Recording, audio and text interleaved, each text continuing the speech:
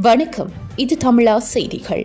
2025ஆம் ஆண்டுக்கான கல்வி பொதுத்தராதர சாதாரண தர பரீட்சை பெறுபேறுகளை அடுத்த வாரத்திற்குள் வெளியிட எதிர்பார்ப்பதாக பரீட்சை திணைக்களத்தின் ஆணையாளர் நாயகம் இந்திகா குமாரி லியானுக்கே தெரிவித்துள்ளார்.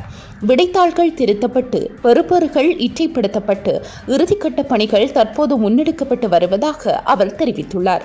இதன்படி அடுத்த வார நிறைவுக்குள் பெறுபேறுகளை வெளியிட எதிர்பார்ப்பதாக அவர் தெரிவித்துள்ளார். இதேவேளை 2026ஆம் ஆண்டிற்கான கல்வி பொதுத்தராதர சாதாரண தர மற்றும் உயர்தர பரீட்சைகளுக்கான பாடத்திட்டங்களை உரிய காலத்திற்குள் நிறைவு செய்வது தொடர்பாக கல்வி அமைச்சு விசேட அறிவித்தல் ஒன்றை விடுவித்துள்ளது. அனைத்து அரசு மற்றும் அரசு அங்கீகாரம் பெற்ற தனியார் பாடசாலைகளின் அதிபர்கள் சிரேஷ்ட கல்வி அதிகாரிகளுக்கு கல்வி அமைச்சின் செயலாளர் நாலக கலுவெவ விசேட அறிக்கை ஒன்றை விடுத்துள்ளார். ஏதேனும் ஒரு பாடசாலையில் பாடத்திட்டங்களை நிறைவு செய்வதில் தாமதங்கள் காணப்படின் முறையான முன் திட்டமிடல் மூலம் அல்லது தேவைப்படின் மேலதிக நேரத்தை ஒதுக்கியாவது பாடத்திட்டங்களை முழுமையாக கற்பித்து முடிக்க நடவடிக்கை எடுக்கப்பட வேண்டும்.